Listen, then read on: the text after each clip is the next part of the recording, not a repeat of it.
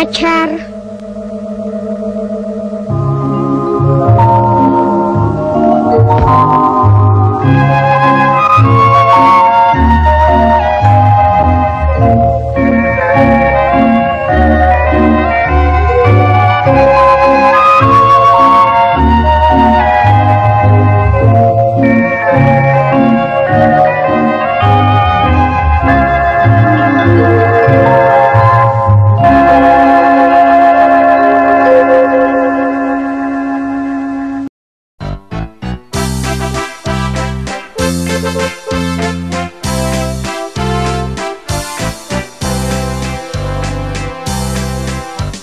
Ta naše hospoda, od zhora, od spoda, to je pěkné zařízení.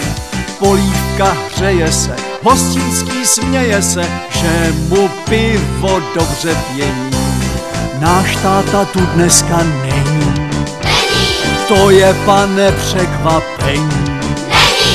Proč je doma, já to vím, zásobil se láhvovým.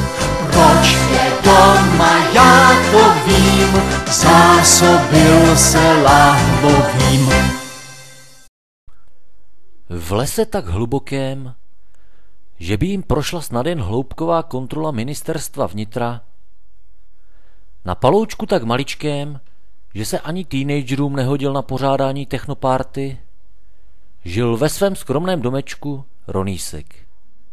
Byl to skřítek neposeda, zvědavý jako STB a mazaný jako věčně namazaná kmotra Liška, majitelka lesního bystra.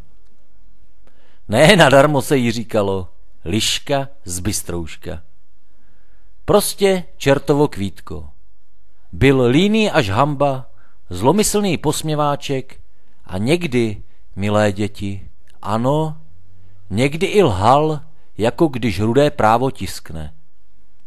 Zkrátka a dobře, ačkoliv byl skřítek, nic lidského mu nebylo cizí.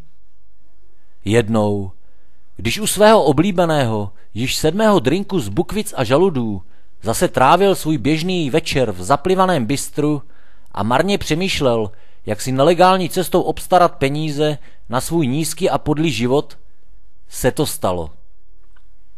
Do potemnělého lokálu pochybné úrovně náhle vešla neznámá postava. Nekompromisně si razila cestu opilými obyvateli lesa až k barpultu. 1 žaludkolu a 2 deci bucherovky, zazněl hřmotný hlas, zatímco jeho majitel ostřížím zrakem pátral po volném místě u okolních stolů. Hned to bude, vašnosto, zablábolila v notně podroušeném stavu kmotra Liška a hrnula se k láhvi s bucherovkou. Tajemný neznámý se vydal k Roníckovu stolu a slušně, leč rázně se optal. Máš tu volno, skřete? Jestli ne, bych ti taky mohl 1 fláknout, vole. Ale jistě, vzácný pane, račte přisednouti, pípl vystrašený Ronísek. Na pár neuvěřitelně dlouhých vteřin se rozhostilo u stolu ticho. Tajemný neznámý si přihnul bucherovky a pravil. Už dlouho tě mí lidé sledují a mám pocit, že jsi ten správný skřítek pro mou věc. Jsem jezevec Vikuk, v podsvětí známý jako kmotr Jesse a chci ti nabídnout, aby si pro mě pracoval. Oblast distribuce zboží, vybírání peněz a tak dále, však se v tom velice dobře vyznáš. Co ty na to, mladej, ber nebo nech bejt? Máš čas na rozmyšlenou, než dopiju. A co by jako za to? Zeptal se už otrlej Ronísek. Zahrnu tě bohatstvím a budu nad tebou držet ochranou ruku, vole, pokud mi budeš věrně sloužit. Ano, ano, vyhrkl ze sebe bez rozmyslu vidinou zlata a peněz opilý skřítek. A skutečně, jak se domluvili, tak se i stalo. Během příštích několika týdnů a měsíců téměř zcela ovládli les.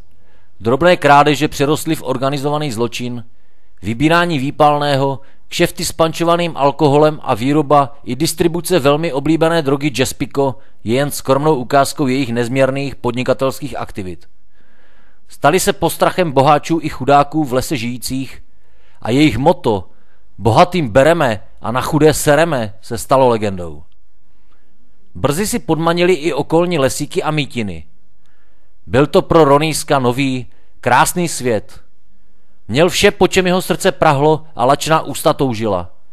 Jezdili na vytuněných veverkách, vlastnili domy, hotely, bordely, obklopení v nad nimi děvami chlastali Bucherovku, Gabriela Dream i Sonlandii na hektolitry.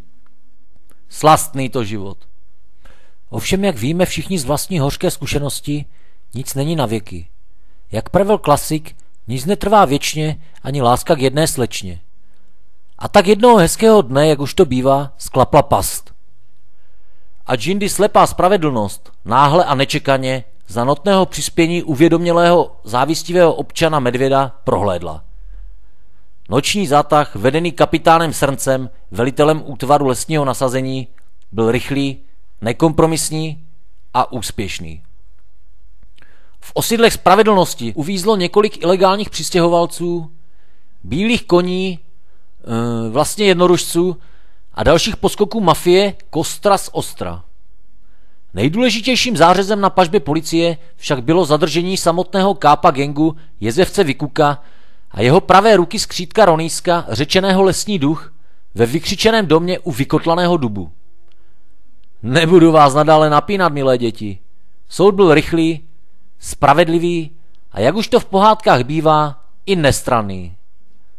Neslavně tak skončila truchlohra o hloupém skřídkovi. 15 let natvrdo v kopce si pohoví. A z toho, milé děti, plyne poučení, že ani krásce nedá bez řádného vyučení. Kdo neumí chytře zákon obejíti, ten bude jistě v celé hníti. Jo, a pokud by vás zajímalo, co s Jezevcem se stalo, poslouchejte dál. Jezevec Vikuk alias Capo di tutti di Capo Jesse byl pravomocně odsouzen k doživotí. Po půl roce byl na podivnou žádost jeho případ opět otevřen a přezkoumáván. Ve světle nových důkazů byl jako zázrakem zproštěn viny.